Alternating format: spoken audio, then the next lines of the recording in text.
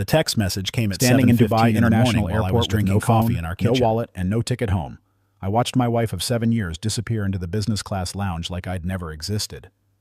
She'd just canceled my return flight during the worst fight of our marriage, leaving me stranded 7,000 miles from home with nothing but the clothes on my back. That's when a woman in a Chanel suit and diamond earrings the size of grapes walked up to me and whispered 6 words that would change everything. Pretend you're my husband right now. My name is Mason Hartford, and 48 hours ago, I thought I had everything figured out.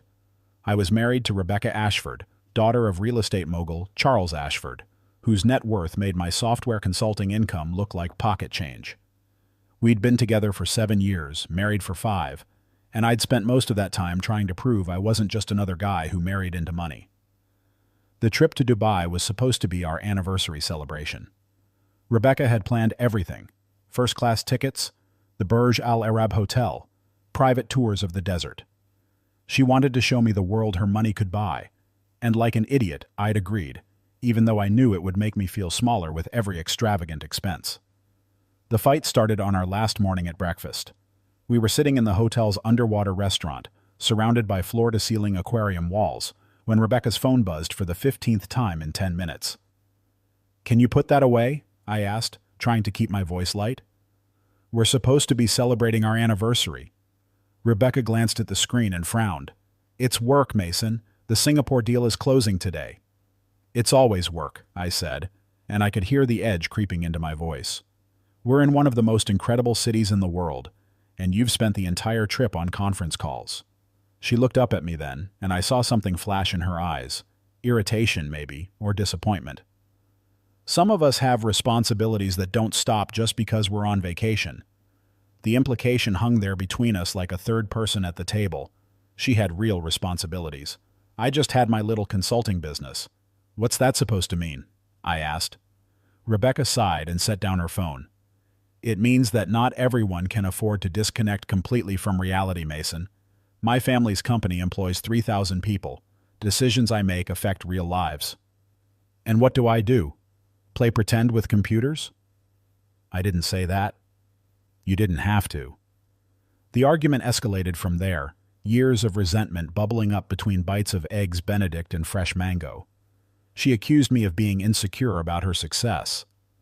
I accused her of treating our marriage like another business transaction. She said I was ungrateful for everything her family had done for us. I said I never asked her family for anything. By the time we got to the airport, we weren't speaking. Rebecca handled everything at check-in because my name wasn't on her family's corporate travel account. I stood there like luggage while she spoke rapid-fire Arabic to the airline representative, her perfectly manicured hands gesturing elegantly as she arranged our boarding passes. "Here," she said, shoving my boarding pass at me without making eye contact. "Gate B7. Flight leaves in 2 hours." I should have checked the pass, should have looked at the details, but I was too angry, too hurt, too focused on maintaining whatever dignity I had left. We went through security separately. Rebecca had some kind of premium pass that let her skip the line, while I stood in the regular queue with everyone else. By the time I made it through, she was already gone. I found a quiet corner near our gate and tried to calm down. This was fixable. Every marriage had rough patches. We'd get home, talk things through, maybe see a counselor. We'd work it out. That's when Rebecca appeared in front of me, her Louis Vuitton carry-on rolling smoothly behind her. "I can't do this anymore," she said, her voice cold and flat. "Rebecca, come on. We're both upset. Let's just get home and—" "No," she interrupted. "I'm done, Mason. Done pretending this marriage is something it's not. Done watching you sulk every time my family helps us. Done feeling guilty for being successful." "I never asked you to feel guilty," I said, standing up. "I just wanted to feel like an equal partner instead of some charity case you keep around." Rebecca laughed, and it was the cruelest sound I'd ever heard from her. "Equal partner? Mason, be honest with yourself. My family paid for the house we live in. My connections got you half your clients. Without me, you'd still be working out of that depressing studio apartment in Queens." Each word was a knife, precise and deliberate. "I'm going home," she continued. "Alone. I need space to think about what I really want." "Fine," I said, my pride overriding my common sense. "Have a nice flight." She turned and walked toward the business class lounge without looking back. I sat there for another 30 minutes, alternating between anger and regret.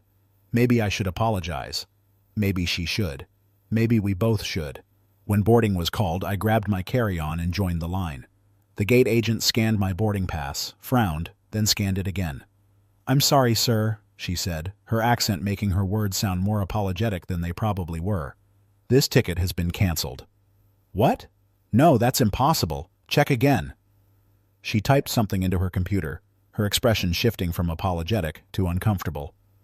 "The ticket was canceled 15 minutes ago by the account holder. You're not authorized to travel on this reservation." The words hit me like a physical blow. My wife. My wife canceled my ticket? "I can't discuss the specifics, sir, but you're not cleared to board this flight." "Then put me on another flight. I'll pay for it. Myself. I'm afraid all our flights to New York are fully booked for the next 3 days. And even if we had availability, a last-minute international ticket would be approximately $8,000. $8,000. I had maybe $300 in my checking account. My credit cards were maxed from trying to keep up with Rebecca's lifestyle. Everything else was in joint accounts that she controlled. "Sir, you'll need to step aside. You're holding up the line." I moved away from the gate in a daze. Around me, families were boarding, businessmen were checking their phones, couples were holding hands. Normal people living normal lives. I pulled out my phone to call Rebecca, to beg her to fix this, to do something. That's when I realized the phone wasn't connecting. No service. She'd canceled my international plan, too. I stood there in the middle of Dubai International Airport, watching my wife's flight to New York push back from the gate through the floor-to-ceiling windows. She was on that plane somewhere, probably in her first-class pod, ordering champagne, relieved to be rid of me. If you're finding this story compelling, please hit that subscribe button and drop a comment below about a time when you felt completely powerless. Your engagement helps us create more content like this, and I read every single comment. Also, smash that like button so more people can find these stories. Now back to what happened next. I needed to think. I found a quiet bench near the duty-free shops and tried to assess my situation. No working phone, no money beyond the $40 in cash in my wallet, no credit cards that weren't maxed out, no way to get home. I could call the embassy maybe, but what would they do? I wasn't in danger. I wasn't a victim of a crime. I was just a guy whose rich wife had abandoned him. They might help eventually, but eventually could mean days or weeks. I could call my brother Tyler. He'd wire me money if he had it, but Tyler was a high school teacher with 3 kids. He didn't have $8,000 lying around. My father had passed away 2 years ago. My mother lived on Social Security in a retirement community in Florida. Asking her for money would kill her with worry. For the first time in my adult life, I was completely alone and completely helpless. That's when I noticed the woman. She was standing about 20 feet away, pretending to look at her phone, but I could feel her watching me. Mid-40s, expensively dressed, with the kind of effortless elegance that comes from generational wealth. Her Hermes bag probably cost more than my car. She glanced up, caught me looking, and walked over with the confident stride of someone who'd never been told no in her entire life. "You're American," she said. It wasn't a question. "Yeah," I replied, confused. "How did you—" "The shoes," she said, gesturing at my Nike sneakers. "And the way you're sitting. Europeans don't sprawl like that." "Okay." She sat down next to me without asking permission, setting her bag between us. "Let me guess. Wife trouble?" I laughed bitterly. "How'd you know?" "I've seen that look before. On my own face, actually, about 6 months ago." She extended her hand. "Victoria Brennan." "Mason Hartford," I said, shaking it. "So, Mason Hartford, are you stuck here, or just dramatically contemplating your life choices?" Something about her directness made me tell her everything. About Rebecca, about the canceled ticket, about being stranded with no phone and no money. Victoria listened without interrupting, her expression neutral. When I finished, she was quiet for a moment. Then she said, "I'm going to make you an offer, and I need you to trust me completely. Can you do that?" "I don't even know you." "Exactly, which means I have no reason to lie to you." She leaned closer. "In about 5 minutes, a man is going to walk through those doors. His name is Gregory Thornton, and he's my ex-husband. He's been stalking me for 6 months, ever since I filed for divorce. The restraining order doesn't apply internationally. I don't understand. He tracked me here, Victoria continued. He knows I'm alone. He thinks he can intimidate me into coming back to him. She looked directly at me. But if I'm not alone, if I'm with my new husband, he'll back off, at least for now. You want me to pretend to be your husband? I want you to stand next to me and look like you belong there when he shows up. That's all. In exchange, I'll get you home. First-class ticket, tonight's flight, plus $10,000 cash for your trouble. It sounded insane. It sounded like a scam. But I looked at Victoria Brennan and saw something I recognized. Desperation masked by expensive clothes and perfect makeup. Why would you trust a stranger? I asked. Because strangers can't betray you. They have no expectations, no history, no leverage. She smiled sadly. Unlike husbands. Before I could answer, she grabbed my hand. He's here. Just follow my lead. A man appeared at the entrance to our terminal. Tall, silver-haired, wearing a suit that probably cost more than most people's monthly salary. He scanned the crowd with the intensity of a predator looking for prey. Victoria stood up, pulling me with her. She wrapped her arm around my waist in a gesture that looked natural, practiced, intimate. "Darling," she said loudly enough for her voice to carry. "Should we get coffee before our flight?" I played along, wrapping my arm around her shoulders. "Sure, sweetheart." Gregory's eyes locked onto us. He started walking over, his expression shifting from determination to confusion to barely contained rage. "Victoria," he said when he reached us, ignoring me completely. "We need to talk."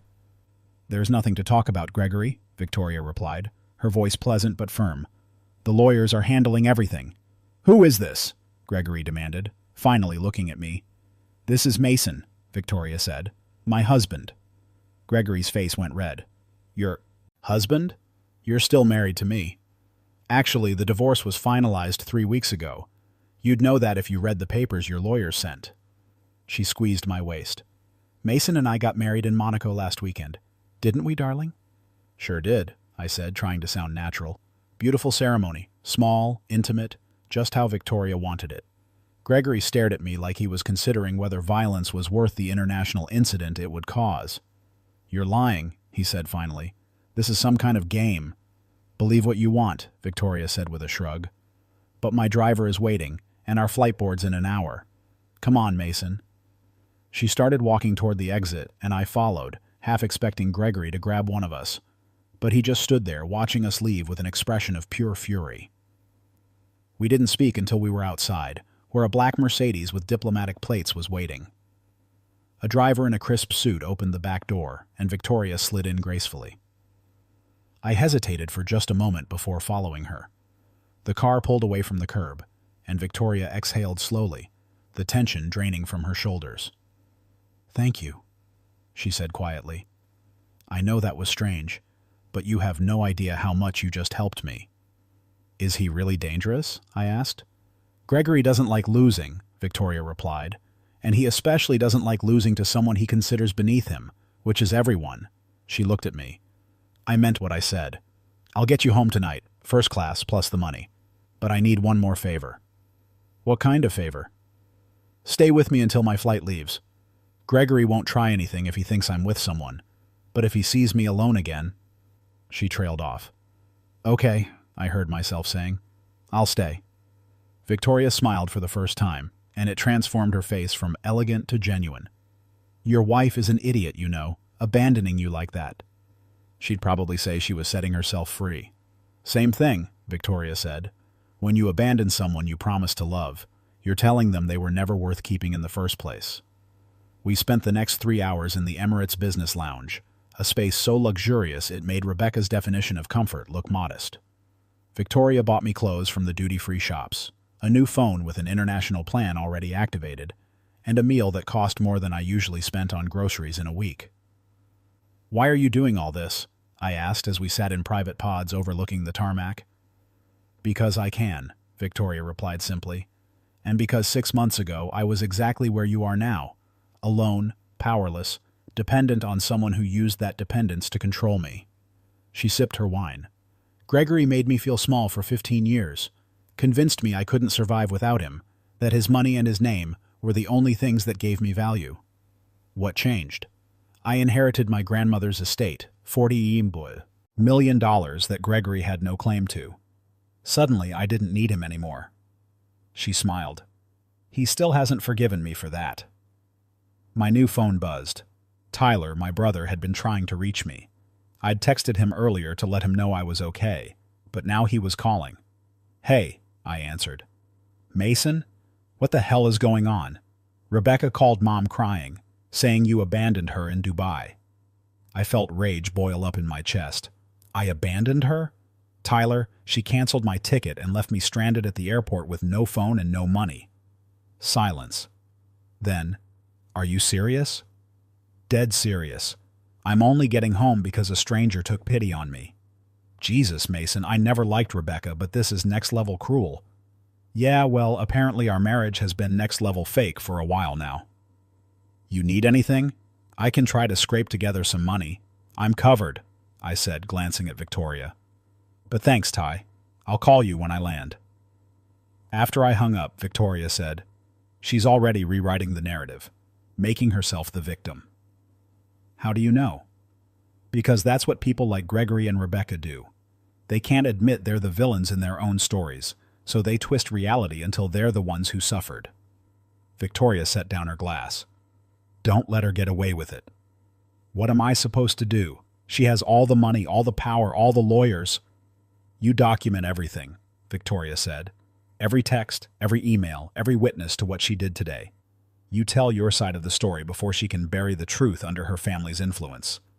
She pulled out her phone. "In fact, let me make a call. I know someone who specializes in high-asset divorces. He'll make sure you're protected."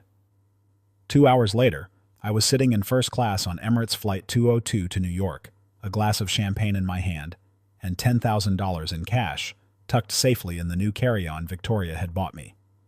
She was 3 rows ahead, reading a book, giving me space but occasionally glancing back to make sure I was okay.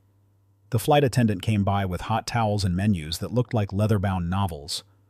I thought about Rebecca, probably landing in New York right now, probably already calling her father to spin some story about how I'd embarrassed her in Dubai. But then I thought about Victoria's words. Don't let her get away with it. I pulled out my new phone and started typing. Every detail of what had happened, every cruel word Rebecca had said, every moment of abandonment. I wasn't going to let her rewrite history. Not this time. When we landed at JFK 12 hours later, Victoria and I went through customs together. Gregory had apparently given up his pursuit, or at least postponed it. As we collected our luggage, Victoria handed me a business card. "That's my lawyer," she said. "Tell him I sent you. He'll take your case pro bono as a favor to me." "Victoria, you've already done too much. I've done exactly enough," she interrupted. "And Mason, don't go back to that house. Stay with your brother, stay at a hotel, stay anywhere but with Rebecca. The moment you walk through that door, you've given her permission to treat you like this. She's still my wife." "For now," Victoria said, "but that can change. Trust me, it's the best decision you'll ever make." She hugged me then, quick and businesslike, and disappeared into the crowd with her luggage and her driver. I stood there in the arrivals hall, exhausted, angry, and strangely hopeful. My phone buzzed with a text from Rebecca. "Where are you? We need to talk." I stared at the message for a long moment, then typed back, "Talk to my lawyer." Then I called Tyler and asked if I could crash on his couch for a while. He said yes immediately, no questions asked. The divorce took 8 months. Rebecca tried everything, claiming I'd abandoned her in Dubai, that I'd been having an affair, that I'd stolen from her family's company. But Victoria's lawyer was ruthless, and more importantly, he was prepared. We had documentation of everything: the canceled ticket, the phone records, the witness statements from the gate agent who'd seen Rebecca's name on the cancellation. The settlement wasn't huge, but it was fair. I got half the equity in the house, which I immediately sold. I got enough money to restart my consulting business without depending on Rebecca's family connections. Most importantly, I got my self-respect back. Rebecca, according to mutual friends, married a hedge fund manager 6 months after our divorce was finalized. Someone who moved in the same circles as her family, who understood that money was more important than love. I hope they're happy together. I mean that sincerely. As for me, I learned that sometimes the worst moments of your life are just preparation for something better. Sometimes being abandoned at an airport by someone who promised to love you forever is exactly what you need to remember who you were before you started shrinking yourself to fit someone else's expectations. I rebuilt my consulting business from scratch, focusing on clients who valued expertise over connections. It's smaller than it was, but it's completely mine. No family money propping it up, no corporate accounts I didn't earn myself. And 6 months after my divorce was finalized, I got a text from an unknown number. Heard through the grapevine that you're officially free. Congratulations, Victoria. We met for coffee the following week. Not as saviors and victims, not as desperate strangers in an airport, but as two people who'd survived their own versions of hell and came out stronger.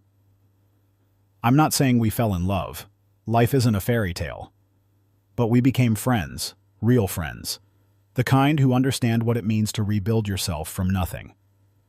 Victoria eventually told me that Gregory had given up his stalking after seeing her with me. Something about the humiliation of being replaced broke whatever obsession he'd been nursing. She got a restraining order that actually worked, sold her shares in his company, and moved to Boston to start fresh. Last I heard, she was dating a marine biologist who studied coral reefs and didn't own a single designer suit. As for Rebecca, I heard through Tyler that she'd seen me at a restaurant last month with Victoria. We were laughing about something stupid, sharing a bottle of wine, living our lives without the weight of expectations crushing us. Tyler said Rebecca looked angry, said she whispered something to her husband that made him reach for her hand reassuringly. I don't know what she said, don't particularly care, but I like to imagine it was something about how I'd changed, how I looked happier, how abandoning me had been a mistake, because it had been a mistake. Not for me, but for her. She'd thrown away someone who would have loved her through anything, who would have worked tirelessly to make the marriage work, who would have swallowed his pride and his hurt just to keep her happy. Instead, she got someone who matched her on paper, but would never know the real her beneath all that polish and pretense. And I got something better. I got myself back. Standing at that airport in Dubai, abandoned and alone, I thought my life was over. I thought I'd lost everything that mattered. But I was wrong. I hadn't lost everything. I'd just lost the things that were holding me back from becoming who I was always meant to be. The day Rebecca canceled my ticket and left me stranded wasn't the end of my story. It was the beginning of one where I finally got to be the main character instead of a supporting player in someone else's narrative. And that stranger who pretended to be my wife for an afternoon? She taught me the most important lesson I've ever learned. Sometimes the kindness of people who owe you nothing means more than the cruelty of people who promised you everything. If you've made it this far, thank you for listening to my story. If you've ever felt abandoned, betrayed, or made to feel small by someone who was supposed to love you, know that there's life after that moment. Better life. Stronger life. Your worth isn't determined by who stays or who leaves. It's determined by how you rebuild yourself after everything falls apart. And sometimes, the best thing that can happen to you is being left behind at an airport with nothing but $40 and a stranger's kindness. Because that's when you learn what you're really made of.